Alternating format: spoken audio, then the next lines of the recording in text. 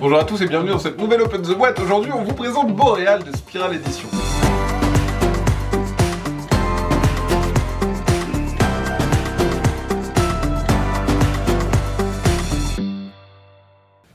Boréal, c'est un jeu de Masafumi Mizuno et Yuko Iwase. C'est un jeu pour 2 joueurs. Chez Spiral Edition, ils avaient déjà fait District Noir. Là, ils reviennent avec un jeu qui est complètement différent, toujours d'un auteur japonais, à partir de 10 ans, pour à peu près 25 minutes la partie. Et on va voir qu'il y a un système assez marrant de...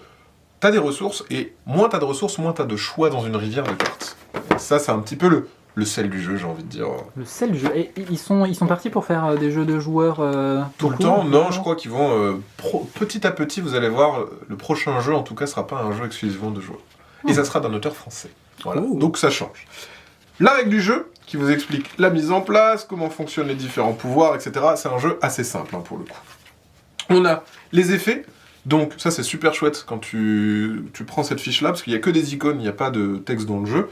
Avec cette fiche-là, vous avez toutes les icônes qui sont expliquées. Ok, ouais. Pas besoin de retourner dans la règle, on l'a juste ici. Ça c'est le petit truc un petit peu savoureux dans le jeu, je vous l'ai dit. En fait, vous allez regarder vos ressources, et ça va vous définir les cartes que vous allez pouvoir acheter. Donc c'est un petit peu rigolo.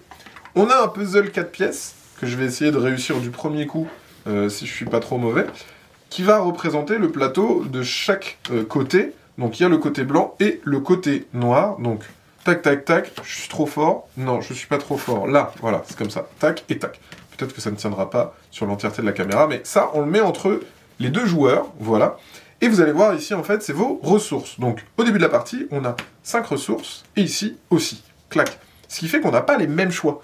Le joueur blanc va avoir le choix entre toutes les cartes ici, et moi je vais avoir le choix entre toutes les cartes par ici. Les cartes, justement, les voici. Il y a plusieurs types de cartes. Les cartes bleues, le deck bleu, c'est les cartes de départ, c'est des cartes qui sont pas très fortes, et qui vont être mises en début de partie, elles vont pas toutes être mises. Donc ce qui fait que, au niveau de la rejouabilité, tu verras pas les mêmes pouvoirs. Les cartes, elles ont à chaque fois des attributs, une couleur, un coup, un pouvoir, et des points de victoire. Et en fait, c'est tout simple. Si je veux acheter cette carte, donc admettons, elle est ici, je veux l'acheter, je dépense 4 ressources, donc je descends jusqu'ici, et je peux prendre la carte. Sauf que, on le voit, au prochain tour, alors quand je dépense à 1, je remonte de 1, au prochain tour, je n'aurai plus le choix qu'entre les 2 cartes qui sont juste ici, parce que je n'ai plus que 2 ressources. Là, en l'occurrence, celle-là, elle vaut 1, et celle-là, elle vaut 0, donc c'est très bien, j'aurais pu les acheter. Par contre, si j'avais eu ces 2 cartes, malheureusement, je n'aurais pas pu les acheter, elles sont trop chères. Ok, elles sont accessibles, mais hors de prix. Elles sont accessibles, mais hors de prix. Heureusement, à ton tour, au lieu de dépenser tes petits sous-sous pour acheter une carte que tu vas mettre devant toi, tu peux, si tu veux, réserver une carte où tu veux. Donc par exemple, je peux dire, je réserve cette carte. À ce moment-là, fin de tour, je vais gagner mes revenus, parce qu'en fait, les cartes que vous avez devant vous, elles ont des fois, et tout le temps même, des petits symboles. Ce qui fait que si j'ai ça devant moi, à la fin de mon tour, je regagne 2. Et si je réserve une carte après, à la fin de mon tour, je regagne 2. Ce qui fait que j'ai de plus en plus de choix et de plus en plus de sous à dépenser. Et le jeu va fonctionner comme ça. On va récupérer les cartes, les agencer sur une pyramide devant nous. En fait, l'idée, c'est qu'on va faire une pyramide 4, 3, 2, 1. Dès que l'un des deux joueurs-joueuses a terminé sa pyramide, c'est la fin de partie, on compte les points. Et après, c'est un principe tout simple de... Les cartes vont vous donner des points en fonction des adjacences, en fonction des couleurs que vous avez dans votre grille, etc., etc. Au niveau des cartes, donc ça, c'était les cartes de départ.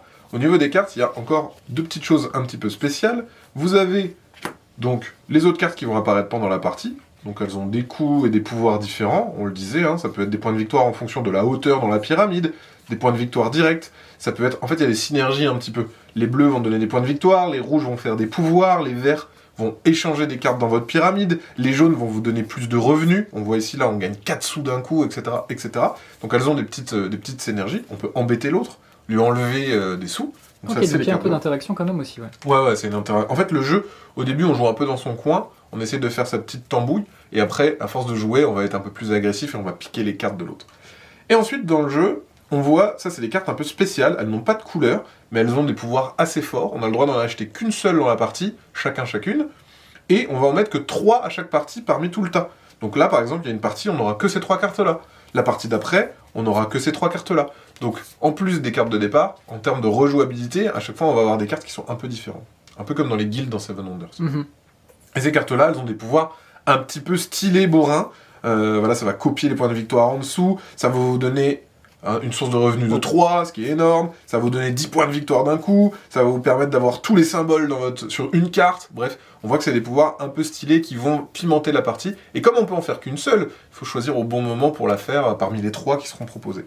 Et voilà, on joue comme ça, à la fin, une fois que la pyramide est terminée, ça met fin à la partie, si t'as pas eu le temps de finir ta pyramide parce que l'autre a été plus rapide que toi, tant pis pour toi, tu comptes les points, celui ou celle qui a le plus de points, gagne la partie.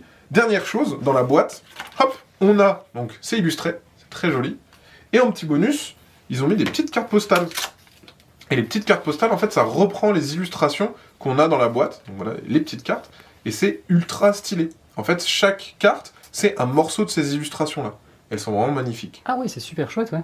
Ah oui, donc ça veut dire que si tu combines bien tes cartes, tu peux même refaire un petit peu la... Ouais, tu peux faire un espèce de petit diaporama. Alors, il n'y a pas tous les bouts, hein, mais vous pouvez vous amuser, essayer de retrouver où et quoi dans les images. Mais je trouve ça très chouette d'avoir ajouté ces petites cartes postales facultatives qui rajoutent un petit peu de... Parce que les illustrations sont vraiment très jolies, il faut le dire.